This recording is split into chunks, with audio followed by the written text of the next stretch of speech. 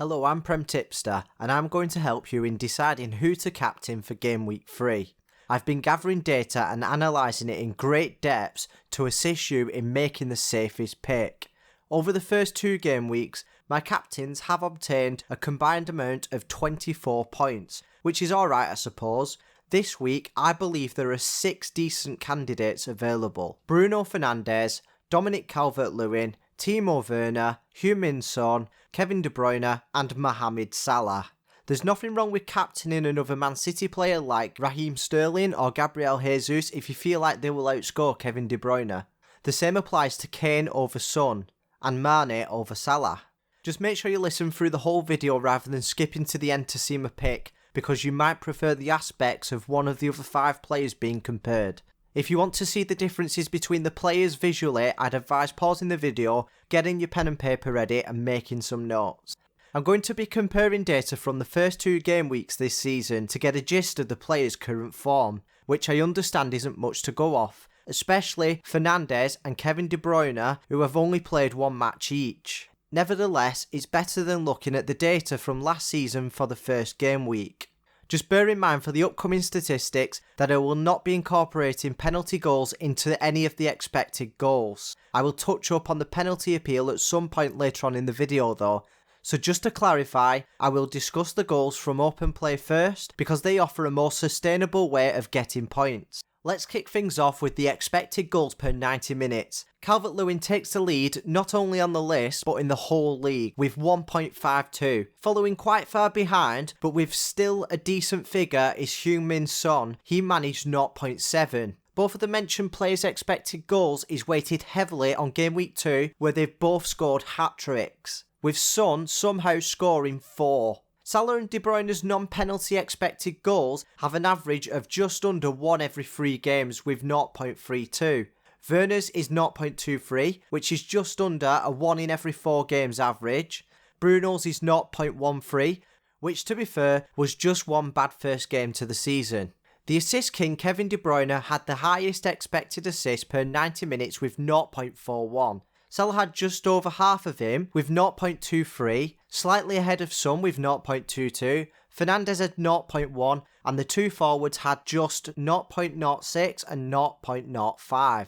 The expected goal involvements per 90 minutes wasn't affected much by the expected assists, with the exact same running order as the expected goals from the Everton frontman at the top with 1.58 down to Bruno at the bottom with a measly 0.23. Something that has made Calvert-Lewin's stats appear to be even better is the fact that he played 17 minutes less than the other 3 players who had played 2 games, which he may well could have scored in that period of time if he stayed on the pitch. Something to note is Kevin De Bruyne was level with Salah on expected goals but with a much higher expected assists, which puts him above the Egyptian in this area rather than being equal to him. Their expected goal involvement alone is difficult to relate to FPL scoring system, so if we apply a ×5 multiplier to the midfielders' goals, a 4 times multiplier to the forwards' goals, and a ×3 multiplier to all of their assists, then we can see a comparison that is more relevant to FPL scoring.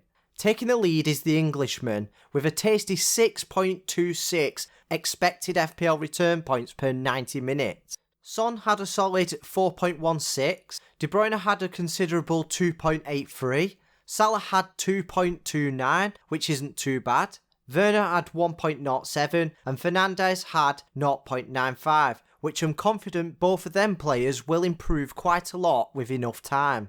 Now let's have a look at the actual goals and assists. Something we need to remember is that all players haven't played the same amount of minutes, so we'll compare each player's returns to their own expected goal involvement and not each other's. We'll get the bad ones out of the way first. Werner is yet to register a single goal, which means he is 0.45 under his expected goals. Bruno also didn't score, but he is just 0.13 under his XG, mainly because he only played once, just like De Bruyne, who didn't score a non-penalty goal, putting him 0.32 below his XG. Salah registered a non-penalty goal, which puts him 0.35 above his XG.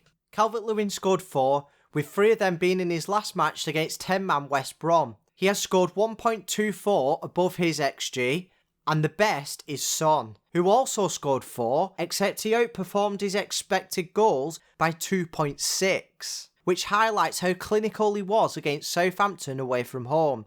As suggested in the expected assist stats, only De Bruyne managed to get an assist, putting in 0.59 above his expected assist. Werner did get a fantasy assist though, which was awarded via one of the 2 penalties he won from Chelsea, where Jorginho converted the penalty. Speaking of penalties, we've talked enough about the non-penalty goals, now it's time to have a look at the penalty appeal, which appears to be quite strong with so many being given so far this season. I mentioned in my previous video how many penalties Manchester United have received over the last 2 seasons. That gives Bruno a massive advantage. Salah has taken and scored 2 penalties already this season. He is another player that has that extra factor to his game.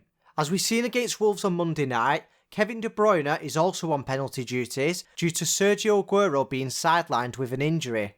It wouldn't be a fair comparison without looking at the quality of the opposition's defence. I'll start with the tougher opponents first. Liverpool face Arsenal, who have only conceded 1 goal. They have 2.19 expected goals against. Bear in mind that these fixtures came against Fulham and West Ham though. Another thing to consider, Liverpool scored 32 goals past the Gunners in just their last 10 meetings in all competitions, averaging 3.2 goals per game. Salah does have the home advantage, which Anfield is where he gets the highest percentage of his goals from. Crystal Palace have also only conceded 1 goal. They have slightly more expected goals against with 2.36, but did well to keep the numbers so low against Southampton and Manchester United at Old Trafford. Leicester have conceded 2 goals, but only have 1.88 expected goals against, which isn't anything special against West Brom and Burnley. Brighton have conceded 3 goals, their expected goals against is just 1.79. A decent figure considering they had quite tricky fixtures against Chelsea and Newcastle's improved attack away from home. Newcastle conceded 3 goals as well. Their expected goals against is 2.74, that's against below average West Ham and Brighton sides. And last but not least, well actually they are the least, with 8 goals conceded is West Brom, which is the worst in the whole league. They also have the highest expected goals against with 7.12, that's 2.41 higher than Leeds, who are second to last, and one of their matches was against Liverpool away. Looking at the home advantage, Son, KDB and Salah will be able to play on their home turf, whilst Bruno, DCL and Werner have to play away. But I'm sure Werner won't mind too much with his fixture against West Brom. Let's take a look at the bookmakers' odds. I will use Unibet as they are the only bookies that I can find who offer an assist market. Using the same one allows consistency with the odds because using different betting companies wouldn't be as accurate due to the difference in their profit margins. Whilst this video is being recorded, if you put £1 on the anytime goal scorer or assist market for each player, you will make the following amount of profit. Salah, 79 pence for a goal and £2.50 for an assist. Werner, 82 pence for a goal and £3.75 for an assist. Kevin De Bruyne, £1.28 for a goal and 90 pence for an assist. Fernandes, £1.60 for a goal and £2.50 for an assist. Son, £1.08 for a goal and £2 for an assist. Calvert-Lewin, £1.50 for a goal, and I can't get the odds for an assist on him. To summarise those odds, the bookmakers are massively favouring Salah and Werner to score at least a goal, whereas they are saying Kevin De Bruyne is the most likely to obtain either of the two, which gives him a lower chance of hitting a higher ceiling than Salah due to the goal and assist multipliers, but they are stating Mr. Reliable is the safest option for at least one return. Fantasy Football Fix's algorithm is predicting De Bruyne to get the highest with 7.2 points. I will leave a link in the description for their website. Salah shortly follows with 6.8, then Werner with 6.1, Son not too far behind with 5.8, Fernandes is lower on 5.5, and DCL doesn't currently have a projection due to the red flag on his name, which is a suspected injury, but I don't think that will be an issue though. Now it's time for a conclusion. It has been one of the tougher weeks for deciding who to captain. There is one particular player who I think has the lowest risk of blanking. My captain pick this week is Kevin De Bruyne. The Belgian had a solid start as if he didn't have a gap between the 2 seasons. His performance with a goal and an assist away to a solid Wolves defence is something to go by. In his next fixture against Leicester at the Etihad, he'll be looking to exploit the wounded Leicester defence with only one of their first choice defenders from last season being able to play.